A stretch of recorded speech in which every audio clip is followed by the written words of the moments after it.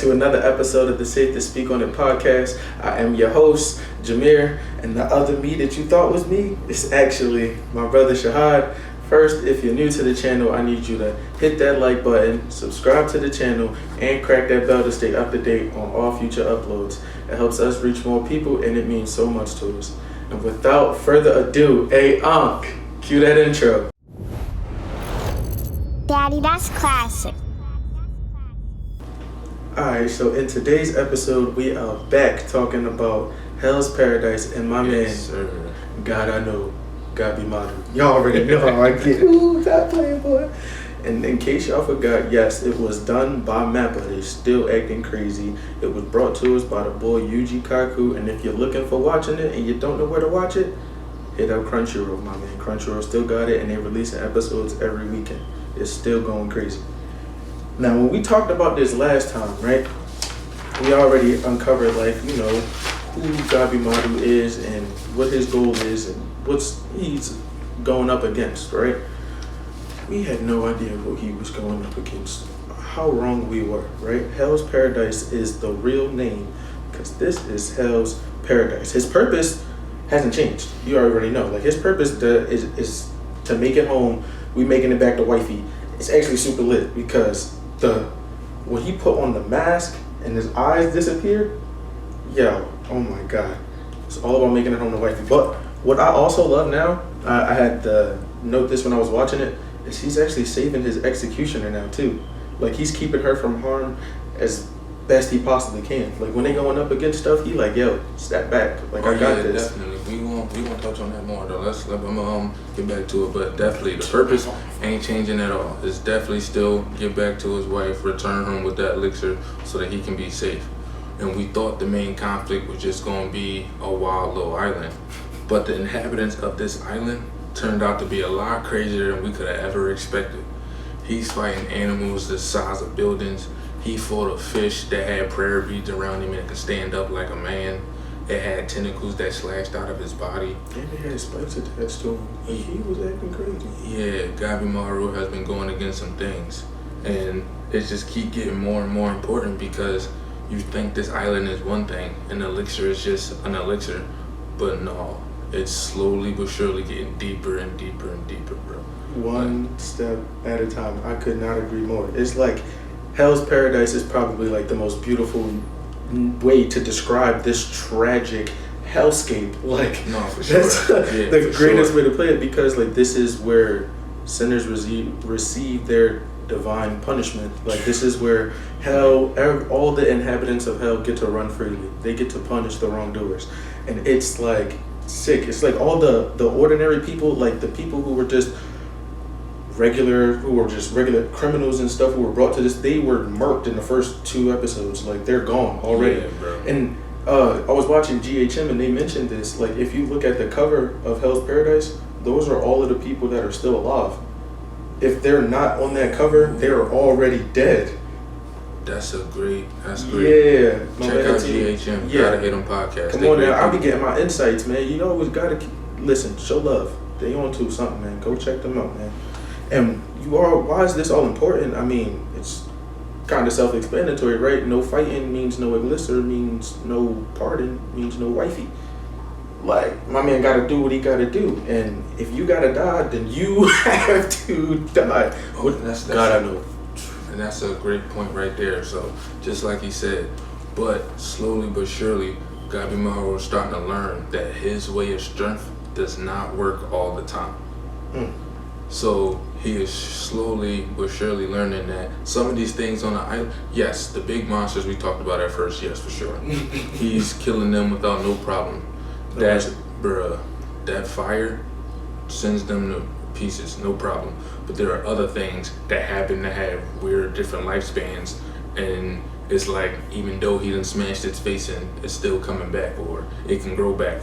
It's getting real difficult, and now his way of strength isn't always working, and he's slowly but surely seeing that, and he's getting reminded of his memories of his wife, which are allowing him to slowly progress into a different person. And this is coming into this is to go back into his fight that he just had. So they released this. I remember you seeing it. So Gabimaru went head to head with something they was calling a hermit. We still have. It's a little gray area. We're not sure exactly what it is, right? But they called them hermits. And in the process of fighting him, it started hitting him with all these different key blasts and different things like that. But I found out what was interesting was, at first, when they were just throwing hands and they were very aggressive with each other, it was a man. Then it transformed into a woman. So it's like it put a gentle touch onto his power, and it actually got stronger. So if Gabimaru can, start to change his ways and understand the more relaxed, or I guess you can say softer sides of the aggression that he has to use. It's weird oxymoron to put together, but yeah, those are the things that he gotta get together. And like slowly, and again, these are kind of all three my main facts, but good, keep going, man. Because again, you see it again with the memories of his wife. So for instance, when Sagiri, she was in the bathhouse with him and that little girl, she made sure they got a great experience, and she was telling Gabimaru, you need to make sure you take care of your body when you can. And then he had a memory back to his wife, and she was telling him the same thing, and it was that if he doesn't take care of himself, he's gonna fall out in the real battle, and the real battle is life. It's not just all these wars. And then again, in the middle of him fighting this hermit thing, his body finally gave out on him, and he was pushed to the brink of death, and he had to keep fighting past it. So slowly but surely, he is seeing that she was right and how he was living in exactly that. So he kind of got to be the same person he was to get to her, but at the same time, he got to evolve in the process. So it's like, this is like his trial to becoming a better man for her, so he can actually be the person, like have the love that he wants to have. I think hellsparadise is doing great, bro. The way it's combining, bro, it's beautiful. And what I loved about what you're saying is how, as he's going through these trials and tribulations, the memories of his wife are literally, they're helping him push forward. And it's even reinforced when Sagiri says the exact same message, just in different words. Right. So it's literally, that's his driving force, because obviously in Hell's Paradise, you're not going to get off this island without taking lives. Everyone who is incapable of standing is already gone. Like, in the first 5 episodes, the only ones that are surviving right now are the strongest. These are the niggas who've been killing since they stepped on the island. They had no choice. Everyone else incapable of it are already gone. Oh, minus one. That little girl. The one who punched Gabimaru in his Yimson. No, the brown little girl. The one that was with the samurai dude. Oh, you talking about Noodle Guy. Noodle Guy, yeah. You think she not a killer? No, but she ain't had to murk nobody just yet. Technically, she got a great survival instinct, and that's what's been keeping her alive. I'm cool with that. I'm about to say, but no. But again, that just goes to show not everybody necessarily has to kill, but like, you still have to be a different type of animal to survive on this thing, because, and slowly but surely, even her, she's realizing like, she gotta turn it up. Exactly. And since we're talking about like Gabimaru's like his fighting, what I've come to realize about him is his interior monologue. For those who don't know what interior monologue is, it's when you hear the character's thoughts. When he's thinking out loud and we can hear what he's thinking, that's called interior monologue. But when he's doing that, that's him like, analyzing his opponent and remembering the teachings from those who taught him and stuff like that. Right. But it's gotten to the point where like we see him analyze so much that he even comes up with the plan to not have a plan.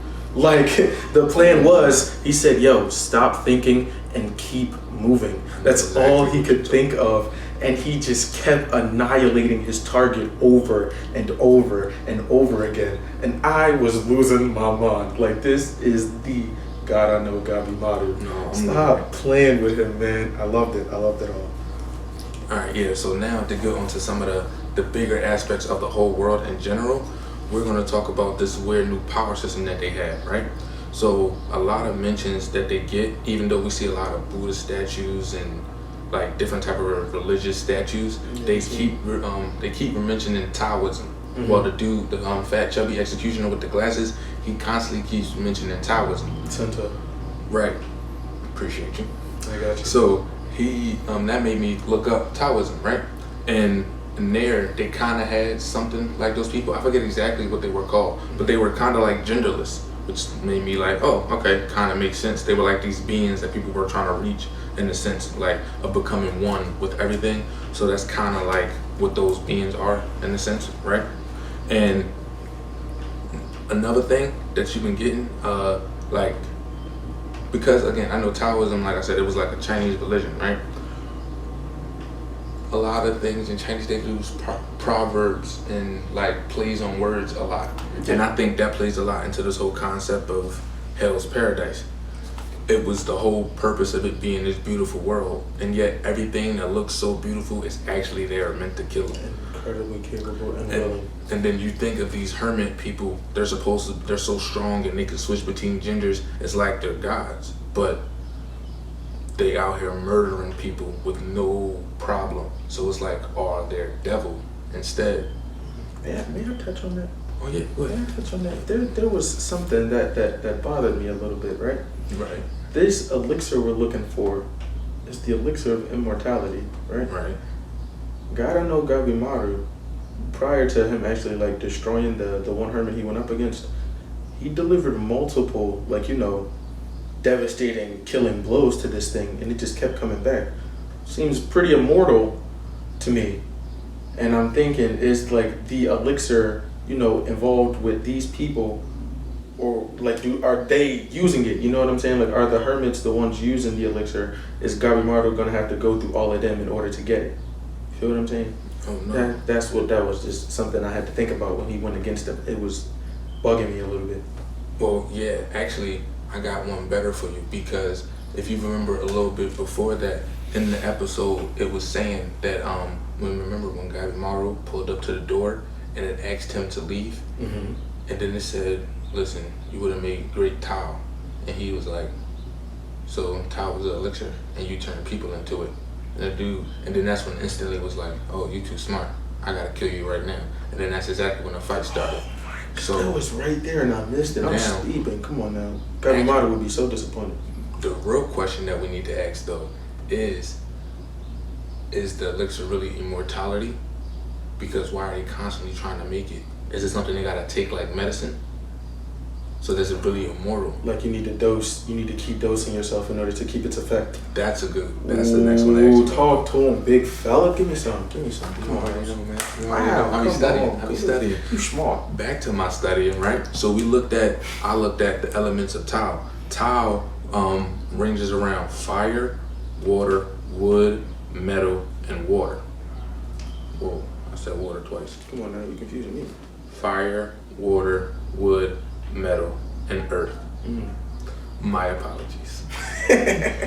And I thought I had to think about that, because once Gabimaru was fighting it, like my brother was saying, he had an internal monologue of trying to understand why he's breaking the neck, he's breaking the limbs, he's punching the face in, and there's nothing, it's not dying. He started to figure out, like, what is it? He eventually kicked it in its like belly button area, and it actually coughed up blood for the first time. And that's when he thought, oh snap, I did something. But what did I do? How did I do that? The hermit then stopped and was like, okay, if you had the, never mind, I don't even think you know what you did. So therefore, it turned into a woman and proceeded to beat the whoop the Gabimaru, right? For a second, until he realized to stop thinking, and he proceeded to destroy that instead. Don't think. But that made me think, what if that's what the elements are? Even though he doesn't have the power per se that it had, he was able to do damage by hitting it in a certain spot. So what if the force of him being able to do that mean that like these elements are like, you know, fire would be water. I mean, water would be fire. Fire would be wood or metal or something like that.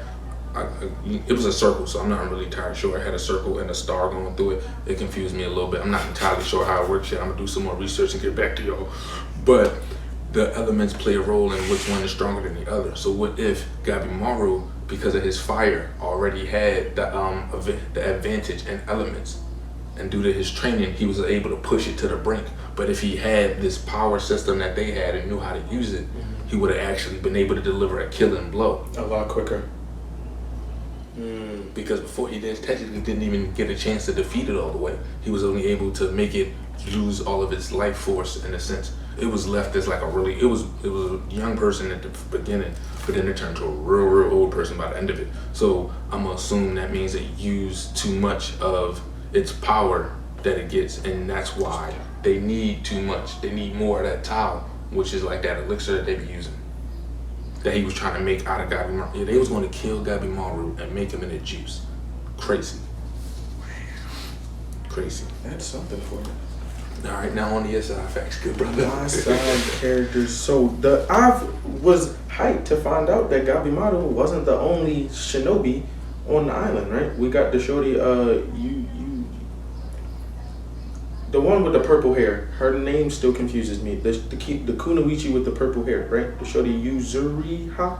I think that's her name. Yeah, her. Yeah. So yeah, she tried to seduce him with the walk up with her little kunoichi techniques and all of that. He put her on the little arm lock, like fall back, so I'm not with all that. You know what I'm saying? Yeah, he was not playing. And what I liked was, you know how she was playing like her little tactics at first, and obviously Gabimaru was telling her like, yo, that's pointless. Like, get it. Right. You're wasting your time with this. Like, get it together. You feel me?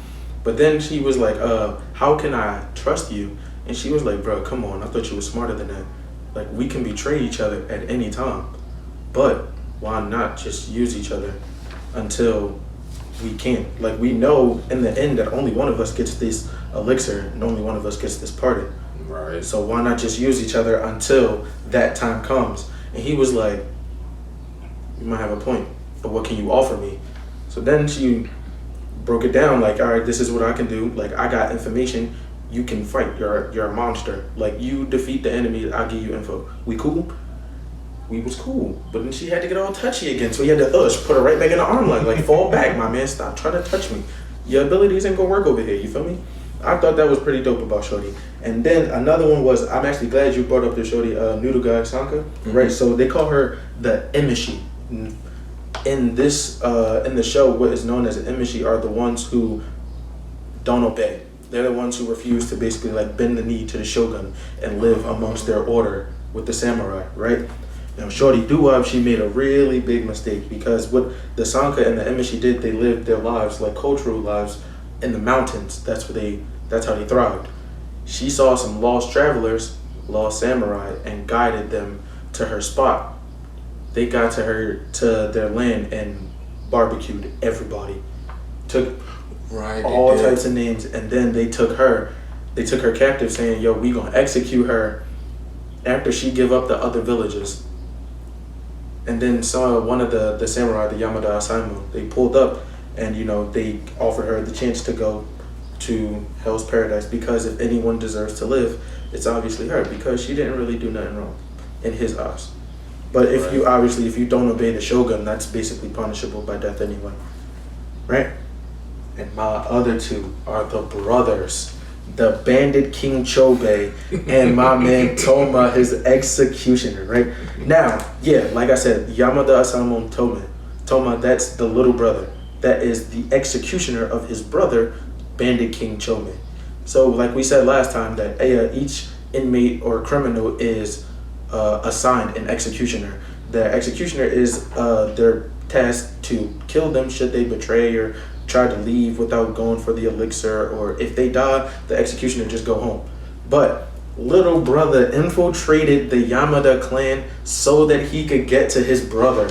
Yeah. Quit playing with the boy. Y'all already know how come on now. This is my man Pots and Pans. Like, y'all already know how we're gonna feel when it comes to the brothers, man. And they going crazy. And what I love about the young boy Toma is he's looking at him. He's looking at his big brother on the island go against everything with smiles on his face. Like, and they talking about the fish Jones talking about murder is a sin.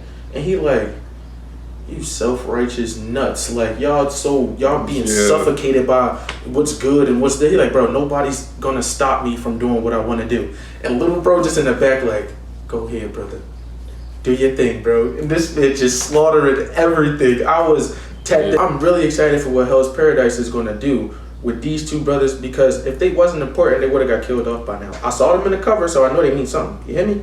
You hear me?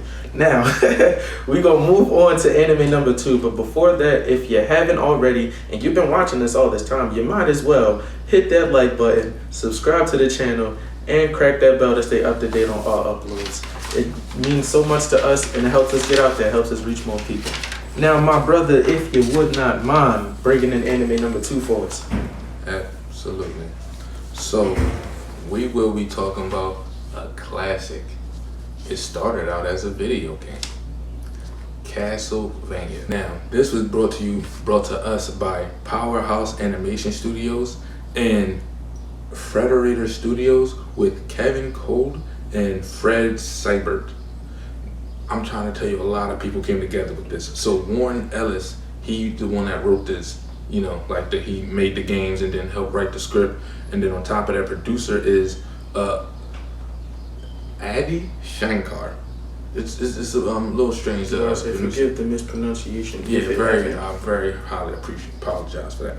So the game came way back out in 1986, and they got tons of games for Castlevania. And the anime finally dropped in 2017, around July. The anime, obviously, is on Netflix. I know you know what Castlevania, and whenever you want to get to it, play the video game. Because if the game is like the show, the game's gotta be dope. I know it is, right? Good question. Is the game still available? Could you buy the Castlevania right now? So technically you can, because Castlevania is it's one of them old school games. Mm-hmm. But it was if you have the availability to still have one of the old school consoles, they still have different ways to do it. They make them compatible with new gen television. So if you still have one of those old school consoles, then yeah, you can still play it. Okay. I'm not sure how do you get an old school console though.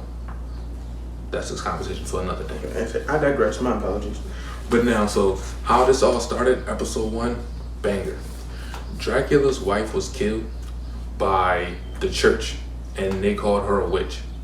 And this is Dracula's wife. So Dracula declared war on all humanity. And now he is just trying to kill any and everything because he hates everything. His one reason to live was gone. Now you think that's the whole thing, but actually it turns out to be about these other people. The purpose of the whole show actually, well, so far as we've seen, is about Dracula wanting to kill the whole human race because he's sick of them. But in reality, at the same time, he wants to die because he's sick of everything. And then you have the chosen 3 that are meant to stop him. You have Cypher, Trevor Belmont, and then his own son, Alucard Tepes. I love his name. His name. And there's actually a whole prophecy about them. A scholar, a vampire, and a hunter was supposed to come to kill Dracula. So, yeah, they were the ones. And now, as we've seen by the end of the 4th episode, I think? Yep. For the first season? Yeah, by the end of that 4th episode, you see they finally get together, and now it's their goal to go get Dracula. So, yeah, I think that pretty much sum up his purpose, man. What would you say? Yeah, pretty much. With the main character, Trevor Belmont, when we first meet him, he's the guy who wants to just be left alone and stuff like that, right? Right. And because he's from the family, they're known as the House of Belmont, they were excommunicated for beliefs of practicing in black magic. They're saying the church basically blamed them for Dracula's horde,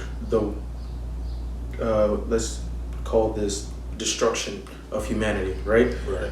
But obviously the church is just passing the blame on because they don't want the civilization to know that it was us who did this to humanity, basically, of course. So my man just wanted to be left alone and stuff like that, but they don't let him. And he comes across the speaker and the sleeping warrior, and he is the hunter. So now we got this prophecy, let's go fight Dracula. But prior to that, their big conflict was the church itself. The church is blaming the speakers, so they're ordering the townspeople to ride on the speakers tonight, basically, and get them out of there. We said, ride on them, we on them. Get them out of there. And Trevor's like, nah, I'm not gonna let y'all do that. After they all come together, he's like, yo, Dracula must die. He gots to go. Let's go get him. Ooh, that's how I feel about it. Back to you, Big I think that's a perfect good sum up of the conflict. They going against everything. The whole world is against these 3, technically. And Alucard's a vampire, so if regular people see him, they on his ass regardless. All 3 of them got their own battles against the world, and then on top of that, they still need to go kill Dracula. And again, they're not doing it so people stop hating them. They more so doing it because Dracula gotta go. It's not just a war on humans. Like, this is the extinction of humanity. That's what he's planning on. He wants everybody going. This is global destruction. This is it. Yeah, he wants everything going. And this ties into why it's important, because now that you see all of these three people with their own goals in life, it's like none of them really care per se about what the small issues are, though. They all care about the big issue, which is getting Dracula. So it's like, well, for me personally, I always like to, relate anime to real life things. And it's like, when they tell you not to sweat the small things and go handle the big stuff. Right. They the perfect definition of it. Literally. They got people on their head, but that don't matter because they fighting monsters and different types of stuff like that, because they gotta go get Dracula. I think that's a great outsight to have when just look at it and think about it. Yeah, we gonna get into some of the key facts about the main character, my man Trevor Belmont of House of Belmont. You hear me? You go crazy, right? So one thing I noticed about my man is he is sharp with the whip, bro. Oh my God! Yeah. Like, the first time we see him use it is he take off main man finger because he hasn't practiced in a while. He like, damn, it's been a long time. You good? How your finger? He like, bro, what finger? It was crazy. He starts snapping, and it was lit to see that he's like the bully who hates bullies. You know what I'm saying? Because, like I was mentioning before, he hesitated when stepping into that little confrontation. Like, he was like, man, just walk away. But it's like, no. And you heard the speaker. He like, bro, is it killing an old man really going to change everything? And he like, no, but it might make me feel better. Trevor wasn't going for that, bro. It was super tough to see him like, all right, bro, you really about to take it out on an old man just because y'all fucked up and y'all don't even want to admit that.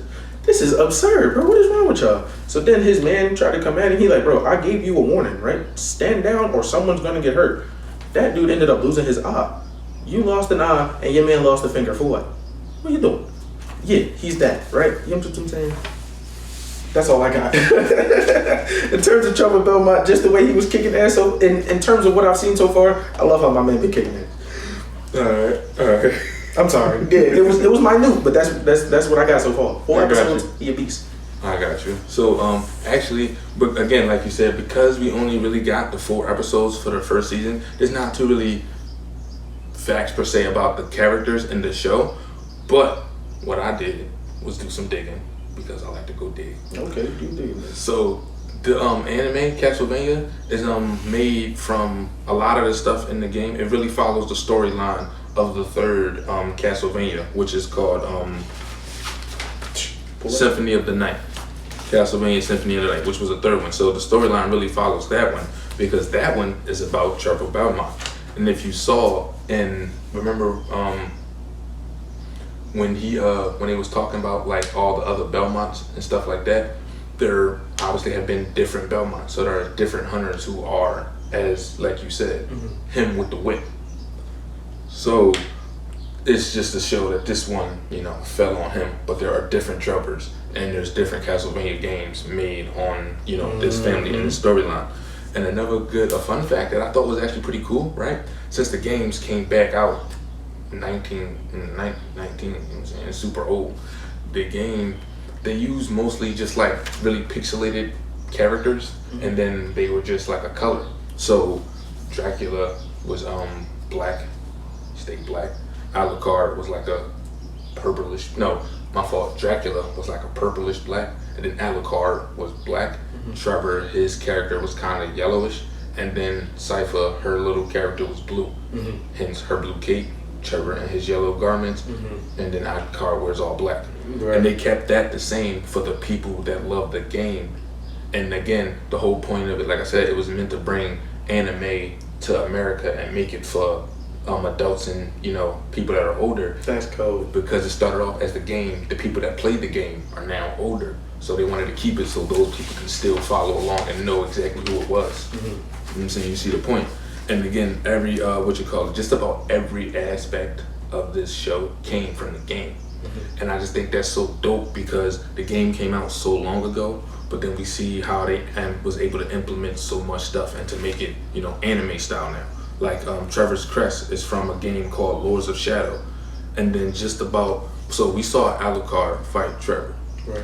And Alucard did this move where his body turned red and he kind of like fainted out of the way super fast and ended up behind Trevor. That move is again from Symphony of the Night. A lot of them Jones are coming from there. Tough. And again, I ain't gonna say it enough. Castlevania was an attempt to bring anime to America. And I'm trying to tell you, they did such a great job because 4 episodes in, I had to refrain myself to not go watch ahead so I can talk about only the first season. You dig me? Yes. And again, it was meant to make, there's a lot of video games that have really bad movie adaptations. I love Mortal Kombat, but that's one of them. They don't all hit. A lot of them are bad. And we can go down the list of video games that didn't turn out well. But Castlevania was supposed to be a different direction of video games that got turned into an actual adaptation of TV and soared. Like it did numbers. It's amazing. It really does all of those things. And another thing that we see is the all the dark stuff that we've been seeing. So like for instance, when Dracula pulled up and he set fire to his wife was burnt to death, and then he appeared in a fire pillar, and then he made a face appear in the form of a devil and made it scare everybody, and then he screamed and yelled, broke all the windows, threatened them in a year. When he came back, he made it rain blood. Again, all these type of different dark aspects of the show. They came from the game. All came from Japanese anime, baby. Even better. All came from, yeah. They made sure to tune it back to anime so that you know for sure that, you know what I'm saying, that style is not for children, man. You know what I'm saying? Not all of it, you know what I'm saying, but them stories, they are very deep, they are very important. This is good stuff for you to watch. I'm trying to tell you. Yeah. I love this because, you know, there's so many Dracula stories out there. Like there are just so many different, you know, iterations of the first vampire Dracula and all the things that he's done. The anime with the video game gives a totally different spin, but a way that kind of makes it intriguing to a bunch of different people. Like, you know what I'm saying? Like if you weren't a fan of Dracula's story before, watching Castlevania would make you a fan of Dracula's story. Yeah. Because if you think about like just the clear thing, the fact that this is overall a suicide mission for Dracula, because with the annihilation of all of humanity, what in the world are vampires going to feed off of? So if your livestock and your food supply dies, so will you. And with that, you think, because he lost his Lisa Tepesh, he lost his wife, he lost the only thing tethering him to humanity in general. Exactly. She said, if you would love me as a man, then live as one, travel as men do. He would never do that again. He said her living was the only thing to justify humanity's stench on the planet. Oh my God. The fight in him was gone. Like his literal will to live was just annihilated. And I love that. Like the way that Castlevania brought that together was amazing. Now, if we here talking about Dracula, we might as well talk about his son, right? My man Alucard, the Sleeping Warrior. I watched him a little bit, right? And you know how they say vampires, obviously, they age a lot faster. You think of the story of Twilight, like the Bella, her daughter, I said Becca, I'm drawn. Her daughter, Renesmee. Oh, right, yeah. She was a half-breed, so she grew incredibly quickly. With Alucard, he obviously looks like a really grown man, but I'm starting to think he's a child, like a teenager, because of the way that him and Trevor bicker back and forth. Like they basically have like a big brother, little brother type of thing going back and forth. And it's lit, but don't think he's not an animal. Oh my God. He has this like super long sword that he used neurokinetically. Like it works with his mind. And he can shift into a wolf. Like a vampire shifting into a wolf that can control a neurokinetic sword. What? Huh? What? Yeah, that's insane, bro. Like that joint goes crazy. Yeah. And my shorty Cypher Belnades, which is kind of confusing to me, right? Cypher sounds Mexican to you, right? You've heard us talk. Ain't her granddad Russian? We ain't gonna talk about it. All right, so we don't want to talk about Democrats. In all fairness, they remember they speakers, so they travel around the world. It's not very uncommon for that, considering the fact that she would be mixed with a lot of they stuff. not in the right. Okay, yeah, that makes sense. Never mind. I just wanted to see want somebody to explain this. And the last person I got was the nut as Bishop. He was corny. You remember when he called Trevor to the church, and he talked to him, and he was basically telling him like, "Yo, the speakers will die tonight, and you will leave, or you will not see the sunrise." Right? He was gonna do something. That man, what's it called? Obviously, Trevor wasn't listening, and the night horde came anyway. But what I loved was the beast talking to the bishop. He was telling him like, God does not love you. We're here because of you. And he was like, she was a witch. Like, he started trembling in fear. He was like, lion in your house of God? No wonder he's abandoned you. I was like, oh my God. He was like, come here. Let me hug you. Oh my God. He gave that man a kiss. Like, hate his face. Bro, that joke was crazy. No lie, yo. Like, that's what I got. You got anything else for Castlevania? Because there's one thing I wanted to try before we get up out of here. Okay, alright. What you got going on? Alright, so I was on IG, right? And I heard of this thing. Well, I saw this reel. There was this joint called the Anime Character Challenge, right? And there's a list of like 7 or 8 different categories. You just list your favorite one, basically, huh? Alright, sound like a plan. Alright, cool. But before we get into that, please like the video, subscribe to the channel, and please hit that noti bell. Thank y'all. You know what I'm saying? Alright, so first up is your favorite crybaby. Like, character who just cries way too much. My man Midoriya. Oh, absolutely. I'm about to say, I can't stand no other crybaby, but now I ain't gonna lie, on the low. By the time he was crying with his mom in the room, I was about to cry with him. So, I held it down though. I'm just saying, I was close. Alright, I gotta hold on to this. It's a need to. I hate that young boy cry so much, but when my man get down to business, he gets down to business, and especially what they got in store for him in a couple arcs. Oh man, I ain't gonna talk about that. We ain't gonna talk about that. All right. So next is favorite cutie. This one was a little weird, right? Because I don't know if we're talking about like anime character we think is like really cute, or like, you know, like we got the anime babies, like the younger characters, the little girls and stuff like that, like Otama and Anya and stuff like that, like baby Yamato. You know what I'm saying? But I'm gonna go with the little kids. I don't find none of these anime characters attractive. But go ahead. I'm going with the little kid spin. I don't know what he's gonna do, so I'm gonna let him go first.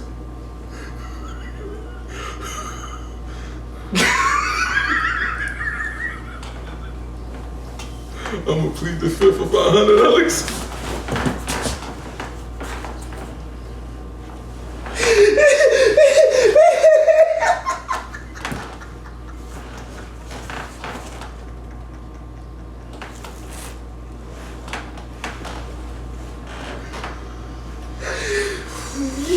No, I don't even want to do that one no more. We are moving on. Oh my God, you got me sweating chocolate milk. Come on, man. You know what? All right, favorite psychopath.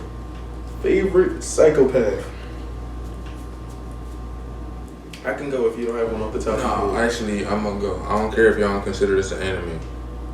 Avatar, Azula.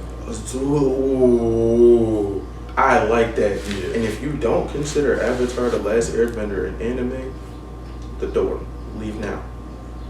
Don't come back until something dope hits you. Yeah, anyway, so you can take the light off. You get what I'm saying? But me, I gotta go with Light Yagami. Death Note. Yeah. That boy is cuckoo for Cocoa Puffs. You hear me? Yeah. But that's my man right there. All right? For sure. You know what I'm saying? Crazy. Moving on. Next one is the most annoying character.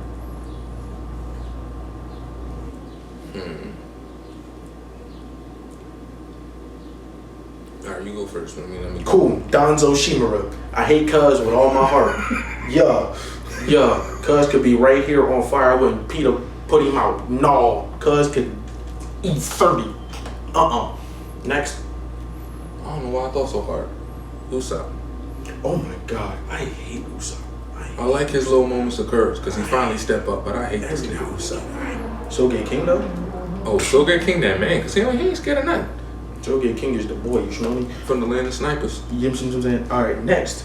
Favorite animal. I got you. Oh, from your favorite anime animal. Yeah, favorite animal. I got you. You ready? Yeah. Boku wa Doctor Tony Chopper. Yeah. My man Tony Chopper, best the doctor to the Pirate King. Yeah, that's it. Absolutely. My man Chopper. Yes, sir.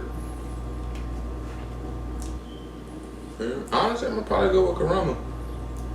The Nine-Tailed Fox, I can't hate on that at all. No, That's because, Kurama right there. I'm gonna say no. Even just that, I like his personality too. Like how he played One Tails when he pulled up. He was calling like, him a raccoon. bro. He was like, oh snap! Look at you, my rival. He was like, bro, get out of here. Who are you?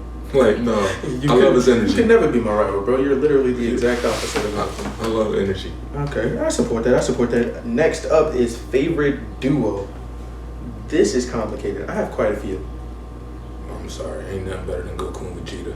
Goku and Vegeta. I'm sorry, I can't. Alright, we not. Alright, see, I would say that's probably the best duo, but that's not my favorite. What's your favorite? My favorite, Luffy and Zoro. Absolutely, my favorite pair of idiots. Yes. Yeah, that's fair. Next to that though will probably be Bon and Meliodas. Oh my god! Yeah, I have to Seven get Deadly about Sins. Bon and Meliodas. Bon and Meliodas. These niggas pull up. Their greeting is beating the crap out of each other, literally. Because one is immortal and the other one is just too strong. It's so dope. It's elite. You know what I'm saying? That would have to be it for me. This is second to last. We got favorite introvert. Favorite introvert. Don't like people too much. Keep it to himself. Sad boy hours. I got about two. I'm gonna go with my man Shikamaru. Ooh, I like that. My man, literally, OG Naruto fans know. My man went to sleep in the middle of a crisis to pretend he was under Genjutsu like everybody else, so that he ain't had to do nothing. Come on, bro. He was like, yeah, bro, leave me alone. I don't want to bother y'all. Love him. Elite. Favorite introvert. All right, so number one, I gotta go with my man Levi Ackerman. That is the coldest, hands down, one of the coldest 4-foot characters I've ever met in my life. You hear me? Yeah. What? Quit playing. And that is the man who. What I love most about him is when he told us the situation when they showed his drawer. He had the badges of all of his lost comrades. The one that he had to slay in battle because they turned into Titans. Come on, bro. You can't. Anyway, lastly, we got the exact opposite of that spectrum. Favorite extrovert. My man's Asta. My man Asta. Yeah. I was just about to say that, but since you took Asta, I gotta go with Monkey D. Luffy. Yes, I gotta go with Monkey D. Luffy. That man has a charisma unlike no other. Nah, the reason I gotta go Asta, bro, is just that pure joy. Like, even when you a jerk, it's hard for him to, like, give you that energy back. You gotta be super blatant and disrespectful for Asta to take it there. Like, he is so nice, bro. Yeah, he just gonna bounce it off if we're being real. And then even after a while, you constantly doing it, he gonna realize that's just your personality and he gonna rock with it. He ain't nicer than Tanjiro though. I don't think I to this day I have not met anyone nicer than Tanjiro Kamado. Well, in all fairness, Noelle continuously smacks Asta, and he told her it's okay. You just gotta figure yourself out. Cause he knows she like her. He don't know what that is. He does. Asta does not know. Bro, that. Asta's not an idiot. Yes, he is. Never mind. I take it back. You know what? That's exactly where we gonna cut it. We gonna end it right here. My man, I'm not doing this with you. Can you take us out, please? Yes, sir. Thank you all for tuning in today's episode. It really helps the community grow. There is no us without y'all.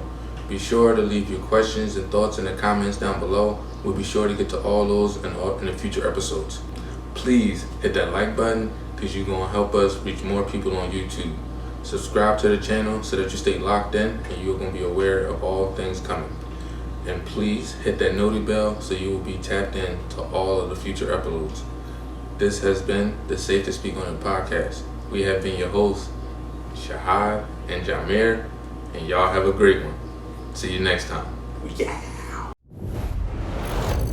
Daddy, that's classic.